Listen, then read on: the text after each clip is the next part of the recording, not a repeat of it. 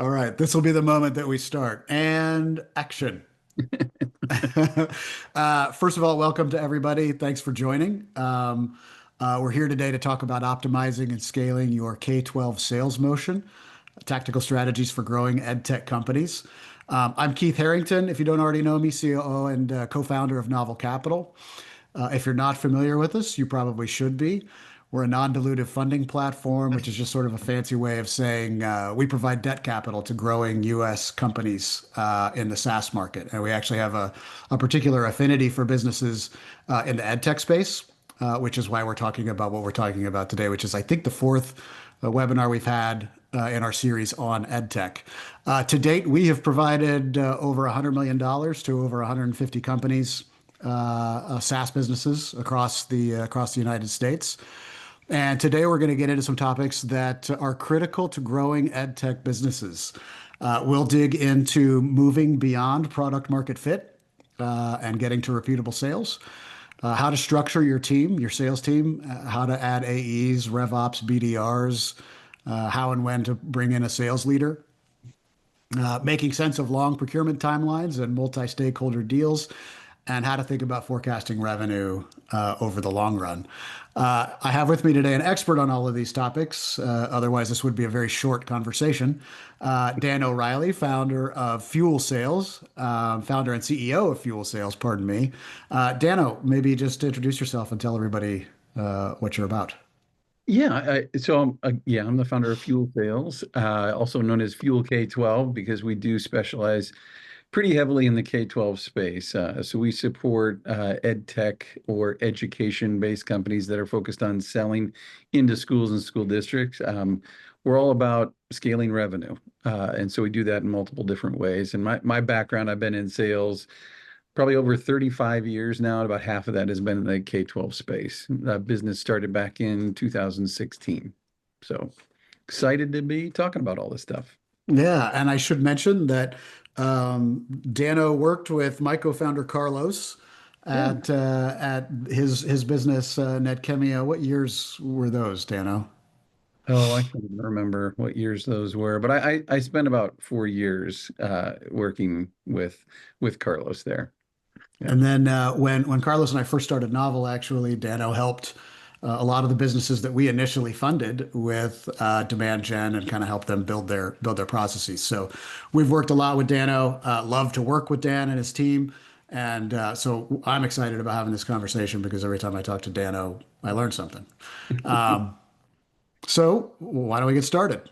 All right. The first thing we wanted to cover was, oh, before I get started on that, just a reminder to everybody, you do have a Q&A button in the bottom of your Zoom screen. Feel free to hit that button and drop any questions in. And as they roll in, I'll make sure that we get those questions asked and answered. And don't be shy. We love the questions.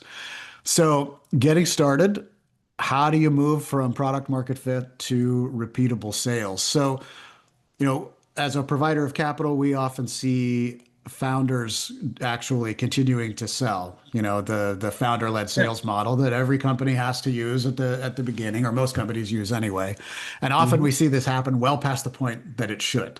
Um, I'm curious from your point of view and your experience, Dan, what do you generally see? How do you advise companies and founders to think about the stages of once you know how to sell a product yourself as the founder, Yeah. where do you go from there? Yeah. I mean, you're right. There's a lot of mistakes that happen at that stage. There's Mhm. founders that well, if you think about the education market, a lot of the founders come from the education space, and they're very product focused. And they don't necessarily have a sales background. They thought of an idea, they came up with a solution for that idea, and they started pushing that idea out into the market, saw some success, and it was like, okay, let's start going, let's start building. But the last thing that they ever wanted to do is spend time in the sales side of the house. And so it's usually something that they want to like divest themselves up pretty quickly. and move on, right? They want Yep. to focus on product and developing a great product and making sure that it's, people are using the product. And so I see a lot of folks that go too quickly in that area. And what I mean by that is that they immediately go out there and say, okay, I need to get a salesperson to go execute on this, but they haven't really laid a foundation to have that salesperson have any success with it. They haven't built a process for them. They haven't taken all the thoughts out of their head and documented, like, how do we go about selling something like this? What's the value proposition? Who are the right people to go after? All the all the detail that helps that salesperson have a structured way to go about closing business and going to find the right business. So they'll struggle a little bit with that and say, okay, man, I hired somebody too early. It was an executor. You know what? I need to go find a leader and have somebody just take this over and go execute, go do that. And so they find somebody with a ton of experience and they say, oh, look, we'll bring this person in. They've got, 15 years of sales experience. They're going to come in and lead my team. And then they spend another year with somebody who's just thinking about the things they need to do to lead a team and execute down the path, right? But they're not actually executing as much as they are planning and strategizing in that side of the house. Does that make sense? It does. I'm curious when you first work with companies, particularly ones where the founder has figured out how to sell the product. Like you said, most Mhm. founders are product people. They want to get back to just working on product. Yeah. How do you how do you advise them to find complementary skill sets? Because sometimes, I mean, it will matter. There's sort of like founder team fit, right? They're going to have to find the Yeah. right kind of person to help them. How do you help them understand, well, this is the kind of person that you need to go find? Because as you said, like there's the person everybody makes a mistake. They bring in somebody like from a big company, right? Oh, this person knows all Yeah. about Yeah. sales. And then that person builds a bunch of spreadsheets and doesn't sell anything, right? So I'm curious, how do you actually coach founders to figure that out, to nail down, okay, this is exactly what we need.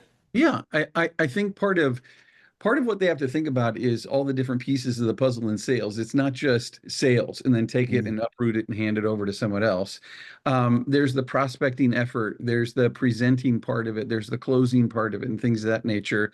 And there's an opportunity for these folks to say, let me slice this up a little bit and hand pieces of that off slowly so that I can still stay involved in this process and maintain a little oversight while we're growing and developing down this path. And so, mhm, one of the easier ways to go about doing this is taking and pulling that prospecting effort off of their plate and handing that to someone to execute on.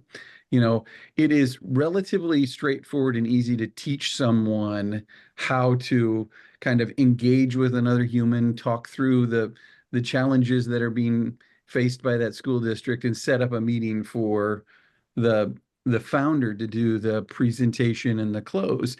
It is mhm, part of the heaviest lifting of their job when it comes to sales. So as they're, having all these hats on that they have to manage, and they look at sales, the way they haven't been able to scale things up is because the majority of their sales efforts have been around network and getting referrals and word of mouth and going to conferences and things of that nature, but they don't have a repeated process in place that really goes out and is proactively doing outreach. And so they just don't have the time to execute on that. And so if they want to start to scale, they can put someone in place there that has the time mhm. and energy and focus to just do the prospecting efforts. Right. That's a lower lift for them. That's a lower cost individual as well as it's somebody that they can mold and move up into a closer position in the future. So it's kind of somebody that they can build off of, where they can bring somebody in that has that foundational like skill sets around active listening and really getting in there and being able to make the calls and execute down that path. Um, and then they can develop and grow that person. So that's How often, that makes perfect sense. How often do you see, and that's kind of how it seems to me that that's a very logical approach. How often do you see companies lurch toward, a higher cost I use emotionally charged language. Learn toward a higher cost sort of sales executive, somebody with a bunch of experience and somebody that's going to be more expensive and probably, more than likely, less effective, rather than starting at that foundational level. Oh, I see that all the time. I see that that's one of the main things that they do. They often look for outsourced opportunities in that area where they're saying, I'm going to go find an independent person um, who knows the education space really well and works with all these other companies, but can sell my product too. Hmm. And so they'll go that independent route and say, it's great because I just have to pay this person commission if they close business. So no cost to me, but you know, actually no effort on that person's part towards you too. You Right, know, right. uh, so they'll sign these agreements to get somebody involved, and they'll spend energy and effort to try to train or invest time in teaching this person or helping them to move along. And very rarely does something like that work out as well. And they'll hire a salesperson that has a lot more experience. But again, back to what I was sharing before is if you do not, as a founder, really document a process, document your messaging, document your approach to it, your sales funnel, and the flow that you're going to take through things, hiring a salesperson with experience, they're coming from an organization who has that, and they're expecting that level. And so then you just throw them in and say, go sell. And they're like, where are my resources? Right. Where are my things that I can do to be successful? And so it kind of creates this environment where you're setting them up to fail. And but they don't want to tell you that they don't know what to do. So they're just going through the motions trying to figure things out, and it's not necessarily doing anything that's productive. The founder too, I mean, just expanding on that a little bit more, if they don't have a process, how are they reporting on success? How are they reporting on the things that show this person is doing the work that they need to do to be successful? So it's now you're just taking the word of the person, like, yeah, I'm making a lot of calls. I'm getting out there. I've talked to a lot of people where, it's getting there. Like that's about what you get from your meetings with them on one-on-ones. And it's like, well, I Hmm. guess they're doing some good work. Like, but I guess it's okay. But you need to have all those things kind of in place. You need to have the reporting capabilities. You need to know that there's a CRM that they can manage their stuff in, all those Hmm. things. So yeah. And that is a foundational. I mean, that's all of that is foundational, right? At Yeah. the end of the Yeah. day, the metrics are critical, and the metrics will tell the story, and the metrics will predict success or failure. Yeah. And Yeah. it takes a minute to build, takes a minute to build that process, and then understand what are the metrics that you really need. Yeah. I'm curious about. I think, and I think most people would agree, EdTech is a particular space, Yeah. and you have to understand it in a very deep way in order to be successful in the market. Um, and I'm curious, what is your experience with bringing non-ed tech people into BDR demand gen roles? And then also, what is your experience with bringing non-ed tech people into higher level sales roles, AE roles, things like that? What kind of challenges do you see there? The earlier you can bring somebody in that does not have that experience, the better situation you're in because you can kind of develop their knowledge on it and teach them. The challenge is when you bring somebody in that has a lot of experience in the B2B space, but nothing in the K-12 space, and Yeah, you're saying, I want this person to now sell. They bring a lot of baggage with them around process and execution in a B2B environment that doesn't necessarily work in a K-12 space. yeah, you know and so that has to be developed and taught and worked through. It's sometimes better to bring someone who has an education background, not necessarily a sales background, but an education background, to then say, man, you can talk the talk, but now you just need process. You need to understand steps and processes and flow, and that tends to work a little bit better. It's just finding the right person who has that foundational skills that you need, as well as the education knowledge. yeah, Those two things sometimes are hard to really find together in one person. yeah. Yeah. I also want to go back to something that you were talking about, which I think of sort of like an independent agent, the sort of commission only. Yeah. Yeah. It's no cost to me unless they sell something. Yeah. Is there a way to make that, is there a way in your experience to structure that so that it is, productive for you? I have a very strong bias on this, but I'm curious about your thoughts. No. Yeah, that's why. Okay, well, that was I bias mean, confirmed. yeah, no, I've had so many experiences with founders where I've said, not a good idea, probably don't do Yeah, this. yeah. And Mhm. I've got an idea and I put together this plan and I think it's great and it never works. Yeah. I mean, when I say very rarely, I haven't seen it work, but somebody says it's working. But I've never seen it work in my experience, and I've done this for a very long time. So it is the the independent person's going to focus on where the money's coming from. And if they are an established organization with independent and they say, hey, I'm working with 5 other ed tech companies and you're going to be one of them and I'm going to bring you in when it makes sense. Well, they're not, because the revenue is coming from their other, 2 other companies that are really strong that they're working with, and they're going to continue to talk about those folks. Hmm. And it's only opportunistically, maybe you might be talked about, or they might move down a path to work with. But if it doesn't happen quickly with them, it's not going to happen. Yeah. So and it usually doesn't happen quickly. So And it therefore usually does not happen. yeah. Okay, Yeah. well that's my experience too. I didn't know if you had found a creative way to make those work. And by the way, I see this in a bunch of different markets. I see it in particular in ed tech. I also see it in healthcare, Yeah. where there's a big. I have all these great connections. I'm going to get I'll sign all these contracts and sell, and I never see anything Yeah. get sold. So, Yeah. um, hence the strongly held bias. Yeah, Um, in the ed tech space too, you have different divisions within the organization and different people that are decision makers in the organization. You're talking to the human resources department, you're talking to curriculum department, and so people make mistakes sometimes to say, mhm. "Ooh, this person's got ed tech experience. They've been selling into this space for a long time." Well, they've been selling books, and you've got, software. Oh, that's a good point. Yeah. Like, whoa, what do you, they don't have the same context. They don't sell the same way. They don't. It's a totally different division there. So it's like, man, Yeah. none of that stuff benefits me in any way to bring that Right. person to the organization. So Right.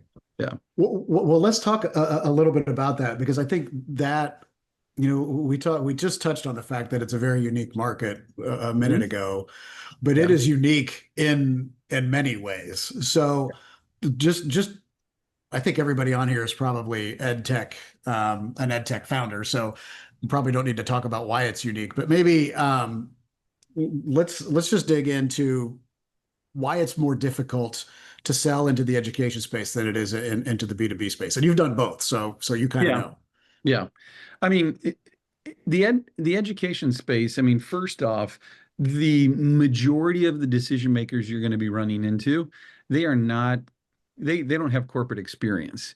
They're not people that come from the corporate world, then got promoted into this role of being Hmm. a superintendent or, the director of curriculum in any case. They're lifelong educators who came into this to support and help students develop, right?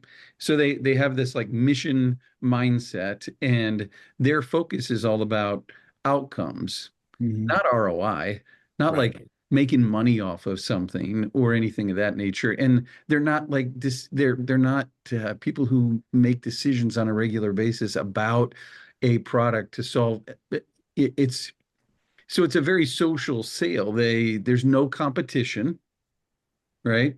They're not competing against the other school to get this or that. So they spend a lot of time talking to each other and learning about what each other are doing to solve each other, the problems that they mutually face, right? And so the sale tends to be it's a longer sales process because you do Hmm. have this feeling of like I don't know if I want to do something like that, and if I make a decision it makes me look bad, and I've got to get consensus from all these groups, and so Hmm. decision becomes I've got 15, 20 different stakeholders in a room to deal with something and make a decision on it. right? And then, oops, we forgot to talk to the teachers who are going to be using Right. it. Well, so there's just a lot to think about when it comes to how do you close business in this space, and who are the different stakeholders that are going to be involved in the process, and not to even bring in the board decisions and things of that nature. So how should founders think about this? Because there are multiple models, right? There are models where you sell to the school, there are models where you sell to the Yeah. district, there's models where the state is the target. What's sort of the mental framework that founders should use to figure out who should my target even be? Yeah, so we're always going to try to target the decision maker for every product that we sell. Mm, So we have to look at who is going to be the one who holds the purse strings, who's going to sign the contract. That's going to be the one that we go after. However, I like to look And at this. Dan, how do they know that? Well, it is that we've got to look at the department that is being impacted the most by the product that you're selling.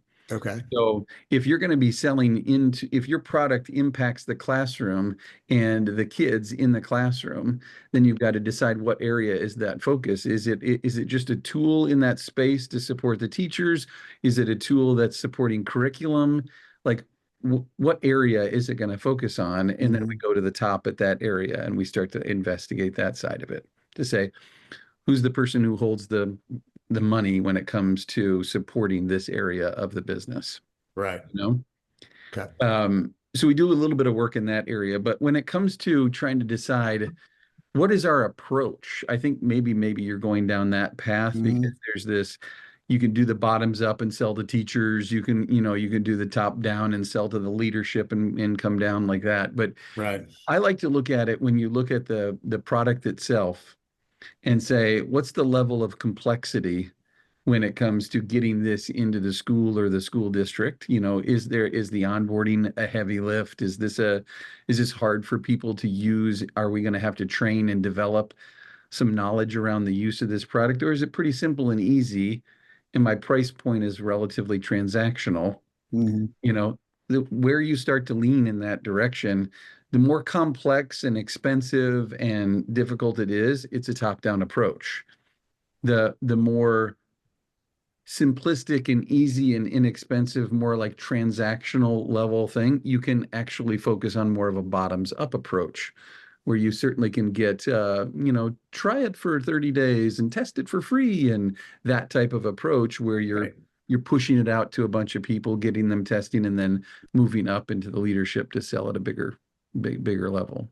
So, Uh, was that getting close to answering your Yeah, question? no, that's great. I wonder if you have a couple of examples that you might share. Like you don't have to name names or anything like that, but I could think of a company that a mutual friend of ours actually worked for a while, who used the model of selling to teachers. And once they would get a certain amount of teachers in the school using it, they would be able to go to administration in the school, who would then consider, okay, this is a subscription I should get for all of my teachers because the ones who are using it love it. Yeah. And now we should use it for the entire school. And then from there, they were able to expand up to the district level. And it was an incredible growth opportunity for them. And they grew the business and ended up selling. It was a pretty wild, a meaningful exit for the founders of that company. But I wonder if there are any examples that you find particularly compelling. Like, hey guys, this is how this should work in practice. Well, I mean, you hear that all the time Mhm. when it comes to this side of the house, where it's if the product is something that's in the classroom, that's relatively easy, that the teachers are going to use or the kids are going to use, then you do have the opportunity to do some more work on that side of it, where it is a bottoms up approach. Let's just get it out into the hands of everybody, and Right. once they start using it and getting excited about it, we can start then using those hot spots of like you were talking about, more teachers in a school, more teachers in a district, then I can start selling in that way. But many of the products that we work with are much more of a complex sale, and they're sold at a district level only. Like the district is the one making decisions on products in that space. And so it does take a level of effort to, you know, do the outreach, work through connecting with the right people, moving them through a funnel, closing business in that area. Because you connecting, I mean, like data security and all those things are things that are concerns at the school level, and being able to say, hey, we put a lot of effort into this, and we've got to implement this and connect the dots to this to the data at the school level. I mean, there's a lot of work to be done. So Mhm. selling at the district level tends to be a big opportunity as well. I mean, both work relatively well. You just got to look at your product and where its focus is. That makes sense. Just a reminder to everybody listening in, feel free to drop any questions that you have for Dan. Um, and we'll make sure that they get asked and answered. So let's talk a little bit about something that's definitely near and dear to my heart, forecasting revenue Yeah, and how founders can think about that because that is a that can be complicated and difficult. Um, and so I'm curious, you when you work with companies, you have to help them forecast what their revenue is going to be, right? Because you're helping them develop the revenue engine. So, right. how should founders think about this? So stage by stage, when it comes to Yeah. the life cycle of a company, right? Like forecasting becomes so much easier when you're much further down the path. So I think for the sake of the founders, we can talk about it as an earlier stage thing and saying, like, what are the indicators that we want to look at that then can lead us towards developing a stronger forecast? And so when you're when you're building out forecast, I mean, the hard thing to do is come up with something that is absolutely realistic and what you can achieve in an area. A lot of the founders that I talk to, they're at a stage where someone else is pushing a forecast on them and saying, "You need to do this." Someone else And so my work is like an trying to go, investor or something like that. right? Yeah. Yeah. My work is trying to go, okay, I don't know if that's realistic, but let's see what we can do to figure that out. Uh, Right.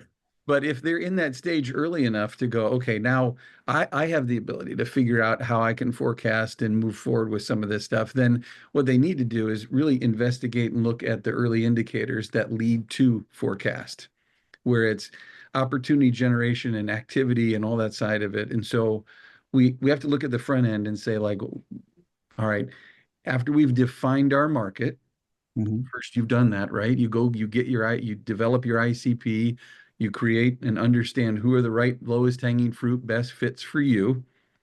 And then we look at the ability to execute on the activity required to generate the leads that go into the top of the funnel, and then move into saying, okay, now what are my close rates? What are my percentages of all that side of it? And I can forecast in a little bit better rate. And so just taking that and drilling down a little bit, like when it comes to activity, we're saying, what are the things that we're going to do every day, every week, every month that are going to Right. generate leads for us? And what is the expected output for something like that? Okay, I'm going to be sending email, making phone calls, going to conferences, doing webinars and everything on that side. What do we expect to generate when it comes to leads from that? Then when it comes to leads, how many of those leads actually end up converting into opportunities? And then, we just continue to keep moving down the path. What percentages am I closing at? And we get to the end of that. We can build out an idea around forecast. Is that all making sense? Am I It makes perfect sense to me. okay? Um, um, hold on, I'm writing down a question that I want to make sure I ask. I have two that I want to ask. So, one of the first things that you said that a company needs to do is develop their ICP. Yes. When? When is it like you can legitimately now develop your ICP? Is that day one before you're selling? Here's my ideal customer profile. Yeah, I mean, when you're looking at your product and you're saying, who did I build this for? What was the problem that I saw out in the market so much so that I needed to build this product? And who are the ones that are experiencing that in the biggest way? You know, I don't, a lot of people make mistakes and they say, like, my ICP is schools, like everybody. And it's not, it's never going to be. If you're going to be successful with this in doing your outreach and getting results from something, you have Mhm. to narrow your focus down to the people that are going to be the best fit. You can say that. Man, this works for a lot of schools, and it could work in every school with Mhm. every student. But who's going to care about it the most? And who's going to need it the most? Because I don't want to Right. waste my time trying to sell to somebody so hard because they maybe don't need it that much. So, for example, going back to Carlos and the company that Mhm. I worked with at NetChemia, we would sell a product that was recruiting and hiring teachers. Right. That was the one of their first products that they put out on market was the recruit and hire product. And our, we didn't actively go out and promote our product to school districts that were less than 1,000 students. And how many teachers did they have? How much churn did they have? How much turnover did they have in order to need a product that dealt with that? Right. And so it's like, well, I know it can help them, but do they need it? Is it Right. something that's important to them? Is it a pain that's big enough and bad enough for them to actually want to solve it and do something with? That brings up, I think, a really interesting question, and hopefully others will want to get into this level of detail on the weeds. So, one of the challenges that I have seen in growing a business is what you just described. You know that it can help a number of different companies, Yeah. or in this case, schools, districts, but it is not critical for Right. everyone. How do you advise companies to understand when it is critical? How do you figure out when the timing is right for your product? Well, timing is another completely different thing too. Like K-12 is a very seasonal Mhm. opportunity. Well, there's that. Yes, true. Right. And so you got to call it the right time with the right approach to it. But when you're looking to try to narrow things down and say, like, I need to find the people that are the most critical that Mhm. have the most critical need, the great thing about the K-12 space is all of their data is so public that it is relatively easy to do research on these organizations and understand who is going to be in need of that. You're selling a math product that helps with intervention on the math side. You can go look at the grades that are coming out of each one of these Ah, schools yeah. and the percentage of kids that are deficient in this area and be able to say, I feel like they need this then. I feel like this Hmm. would be something that they need. There's so much public record of what are their initiatives as a district? What are they pushing out? What are the state level initiatives that are going on that just help you to narrow and narrow and narrow and say these are the groups that are going to be the best fit for me. Great. That's great. Um, okay, reminder, drop any questions in the box if you have them about how to build Help your keep sales engine or out. keep selling. I have I have questions. I have questions, but mine are boring, right? Like Yeah. uh, comparatively, I think. Um, so you also mentioned, as you get more sophisticated, you start to get more data around, close rates, and you'll start to understand your sales process a little bit better. At what point are historical close rates reliable enough to use in the forecasting process? Are there milestones that you think about when you're like, okay, now you've done enough that these metrics matter? Because there is a point where it's like this is just chaos and it doesn't mean anything yet.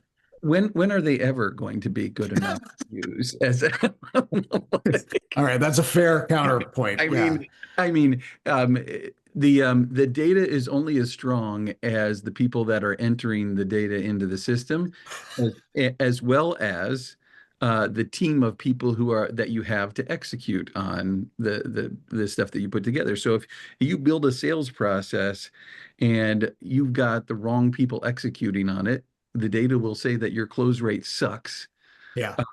and you're going to use that to move forward. Well, how do you know when it's the people versus the process versus the message and things like that? So those are I I can't tell you that there is this window of time where everything becomes accurate when it comes to data because I've never seen really solid, accurate data from a company because there's always factors that come into play where you say like, man, we need to invest. The data is actually telling me that your data is wrong, and we need to go work on these people. We need to go work on these processes. So it does, Yeah. so that's a hard answer for you, That's but kind of funny. And often the data tells us that we need to have a conversation with the people entering the data, right? yeah, right, right, You're like, yeah, okay, well, we need to get a little bit more specific about these things. Fair enough. Fair enough. So, let's talk a little bit about bad forecasts. So we've talked about like, well, these are the things that you need to do to start to get to the point where you can build a systematic forecast that you can actually, shoot for. yeah, Um, and setting aside that investors will come into the company, like you said, and say, here's your goal. yeah, And it may or may not be achievable, which is never a good thing. Well, let's talk about that. You've seen that before. What do yeah. you advise founders to do in that case? Well, in that case, I think they need to be able to come to that meeting with the founder. They have to bring data to the meeting Hmm. with those investors to show the reason why they feel that. They have to at least investigate and figure out what they think about it, right? So if they come to the conclusion that the goals that they are being asked to reach are Ask. unreachable, Yeah. told,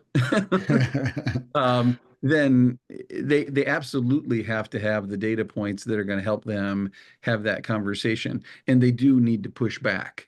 I've seen people be just like, "I this is what they told me I have to do, so I'm gonna go figure it out," and they don't talk to the investors. They don't talk to Yeah. people that are supporting them, and oftentimes what I find is that the people that are asking to get those numbers or telling them these are the goals that we need to achieve, they just don't have enough knowledge to be able to say that it's wrong or right. They're just saying, I just need you to get 30%. I need you to, and they're just putting data to it and going, this is what it needs to be. But they don't factor in all the pieces. And if you're the founder coming to them and sharing that, Hmm. I think they appreciate that. And they're like, Agree. I, Totally agree. I need that information in order to make sure, okay, cool. Now that I know that, let's rejigger these numbers a little bit. Let's get to where we need to be with this. And everybody's on the same page again. So you got to speak up. I think that's the big thing is that you have to absolutely speak up and bring your knowledge to the table.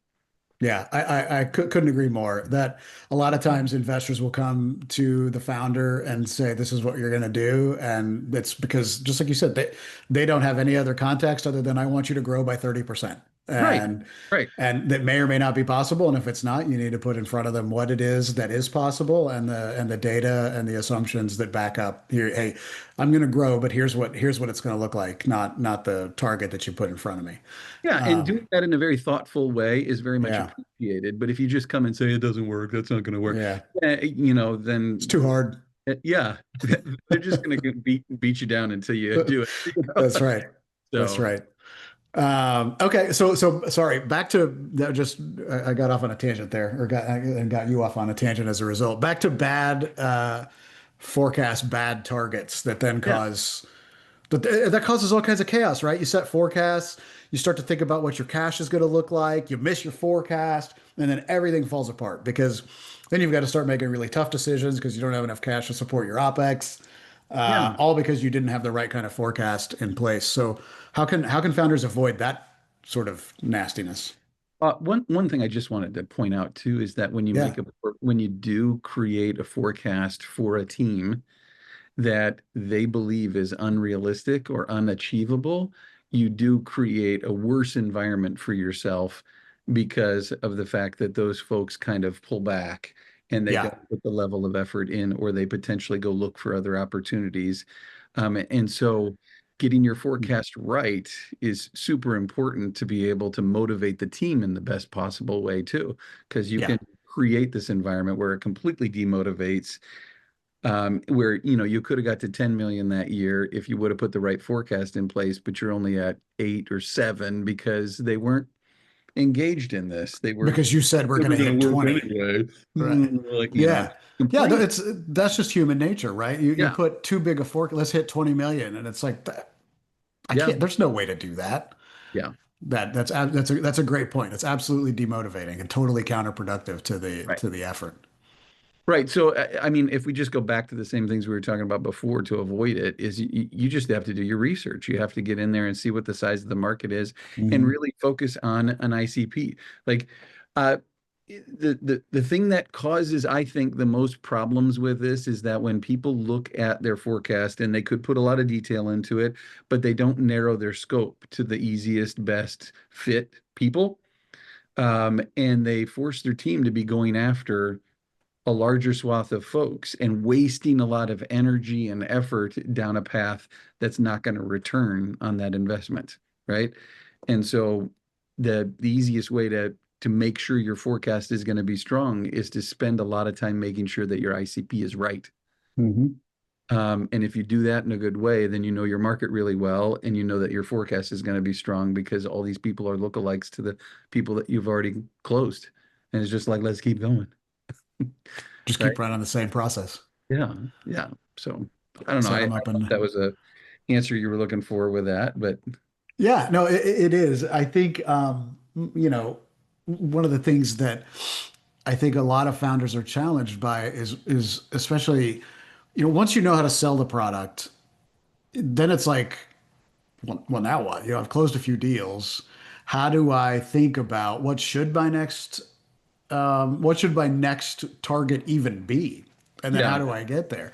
I think Yeah. that is some of the most complicated stuff of building a business. So I think the work that you do is critical to helping founders figure out, like, how do I go from something small to something where I can have a real meaningful impact? Because that's the other thing I love about the EdTech market is these are very impactful companies. So if you're successful helping these companies, like, students are learning better, more educational resources are more widely available. Really good things happen in this market when a company is successful. Yeah. I mean, that's what I love about the market is that you can absolutely see the impact that you're having on a larger group of folks. And so, Yeah. um, you know, you see this a lot is the founder is the main salesperson executing, and then all of a sudden it's time to get the sales team in action and try to build that Hmm. revenue engine. And it's like, you know, Yep. and then Yep. and then we take off because it's you have to backtrack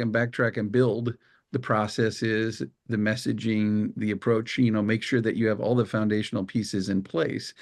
And I think a lot of founders just don't know all the foundational pieces, and they're just learning it the hard way by experiencing the problems and having the setbacks and dealing with Yep. all that Yep. stuff. Finally go, okay, I guess I need to put that in place now, and I guess I need to do this. But really, it's like if you can get your playbook in order as you are kind of working through your own sales and get that out of your head around Hmm. the steps that I'm taking and building those pieces of the puzzle, you're going to be in such a better spot when it's time to hand off because you can just take that and go, here you go. This is Yep. what I did to be successful. I'd like you to see the same. I'd like to see the same thing out of you. Now I can measure you because I know how many calls it took me. I know how many emails it took me. I knew how many Right. it took to close.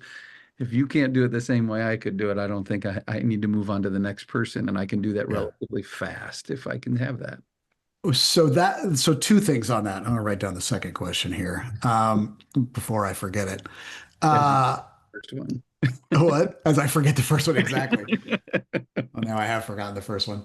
Um, so I'll go to the second one. How quickly do you, at the demand generation level, you said something very interesting, right? You said, um, I can measure you now. And then Yeah. if you're not hitting the metrics that I think you should hit, then I can move on to the next person. How Yeah. quickly, how quickly should founders be making that decision? Well, so let's talk about two different roles. One, you've got what the typical prospector role, like an SDR role, sales development rep, business development rep. If you're doing it as I suggested and bringing in somebody like that to execute on the prospecting, you're going to know within 30, 45 days, is this person effective? Right? It's a super quick understanding. They're supposed to be executing on a daily basis on a repetitive process to do something very simplistic. In technically simplistic, very emotionally hard, but technically simplistic. Right, right. I think that we should not discount that. It is very Right. emotionally Making phone hard. calls and getting rejected all day is difficult. That's But tough. It is. but to be doing the same repetitive motion over and over again, it's easy to measure and it's easy to Right, say good, bad, indifferent, right? right. If it's indifferent, great, I can continue to develop and grow this person. If not, move on.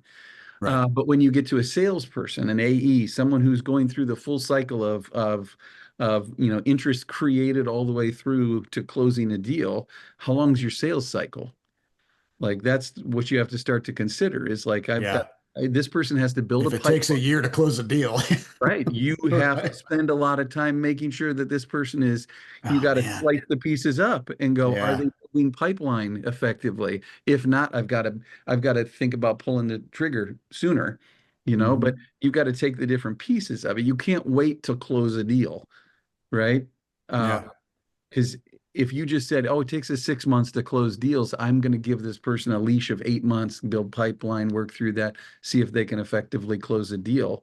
Nope. I've got to slice up their sales process and say, I'm going to assess them on the prospecting effort and make sure that they can build pipeline. And if they're not building it fast enough, there's a problem there. Interesting. If they're building it fast enough and then we're not moving through the sales process fast enough, what's going on there? Right. You can start slicing it up and seeing it, analyze it in that way. So when you, these are both really complicated to think about, actually. So on the BDR side, Yeah. when you're, repetitive motion, metrics are generated and trackable very quickly. Yep. 30 days, 60 days, 90 days. How do you think about like if you're not hitting the marks in 90 days or is it 60 days? How do you think about it? On a BDR, Ruthless yeah, Dan. I mean, 30 to 45 days is pretty Okay. easy to get a define. If you think You about, know. yes, first thing you go activity, right? Yeah. This person has to be doing activity for me to judge their success. If they can't do the activity, that's 2 weeks. Like, I mean, I'm, they need to be making phone calls, right? Yeah. And if they are too shy to make the phone calls and I can't encourage them to move to make the phone calls and do, Yeah. Yeah. well, then I can't keep them on the payroll. Goodbye. Right.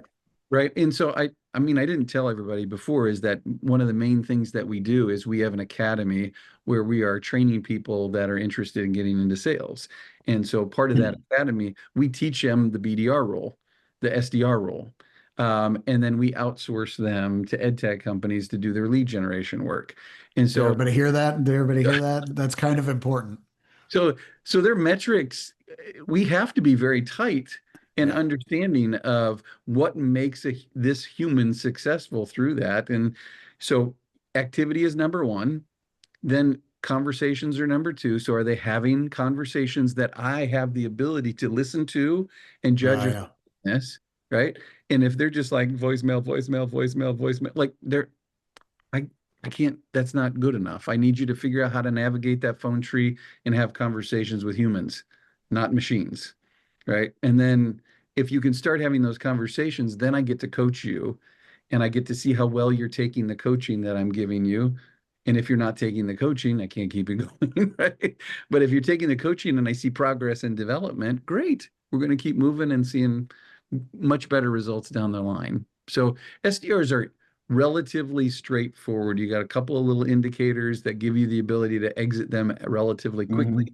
Hmm. And it's simple to look at a report and say, "Oop, activities there," or conversations are there, uh, and manage them in a remote environment, even, you know. Salesperson is a little bit more difficult because there's a little subjectivity to the way they work on some things, and you still can report effectively if you put the processes in place, Yeah. but you have to have the processes. That's great. Dano, you did not give much of a rundown of what you do I at the know. beginning. I So know. why don't you do that? Okay. Don't Uh, you have an elevator pitch, right?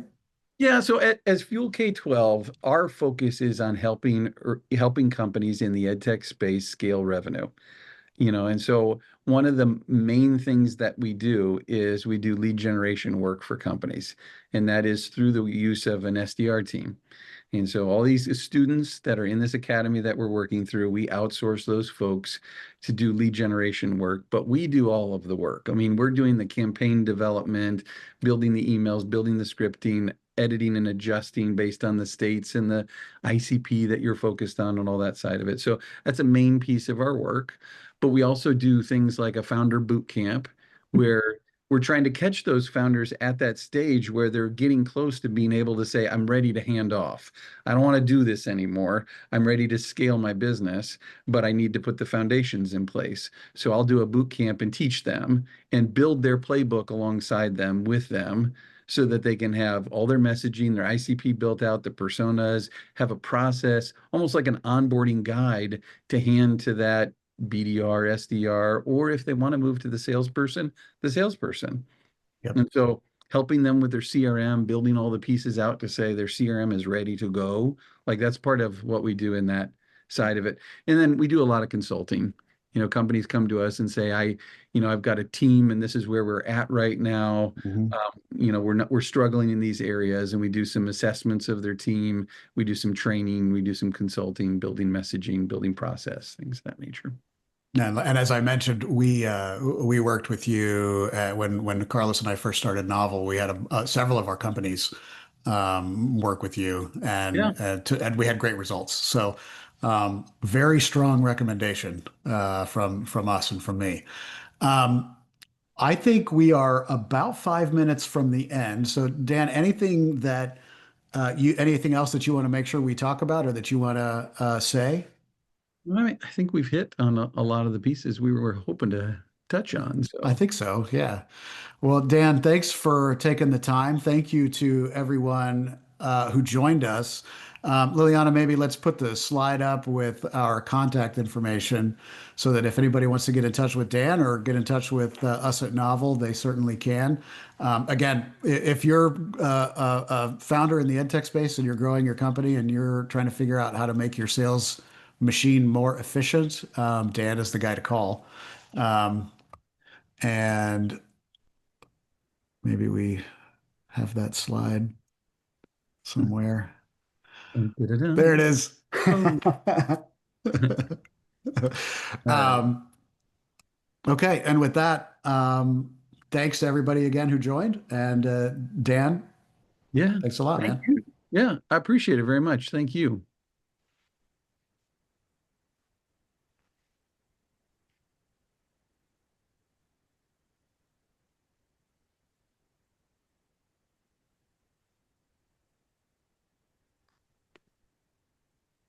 So thank you very much for your time too. I will be sharing the recording and probably it's gonna be on our next newsletter. So I'm gonna be sharing that with you guys. So thank you very much and have a nice rest of the day. Bye, everybody. Hold on just a second. Okay. Yeah, there we go. I was just waiting until now it's just us and Nice. Manu. Okay. All right. How was that, Dan? Good, good. How was that? It was good. It was very easy. It was very easy. I was surprised nobody asked questions. I know. Um, How many did we end up having on there, though? I think we had nine, but I don't Okay. know how many of them were, which, I mean, that's It's not Well, also one of them was Shelby. yeah, oh Shelby, sorry. Doug. Shelby and So Doug were on there. Doug dropped off early, which I Oh, blame on really? you. Okay. Yeah. All right. I saw Doug drop and I was like, oh man, I wish I had enough like presence of mind to send him a text. Like, how dare you drop? But if I tried to do that, you would ask me a question. I'd be like, what? Like, Um, yeah. yeah, I thought it was good. And it seemed to be conversational, and the people who were on besides Doug stuck around. So Yeah, okay. yeah. Okay. So Good. like Liliana said, we'll get the edit out, and then I know Shelby wants to do a bunch of stuff with it. She's more than welcome to. Yeah. Um, do we get a list of the people that were on? Yeah, Yep. yeah. Okay. We'll get you a list of the registrants, all of them, the ones who were on and those who weren't. Okay. All right. Deal. Deal. All right. All right. Happy Juneteenth. Happy Juneteenth. Thank you, Dano. All right. Bye Have a bye. fabulous rest of your afternoon. You do the same. See All you, right. man. I'm heading to baseball. Go enjoy. All right, I will. All right. Bye-bye. Bye.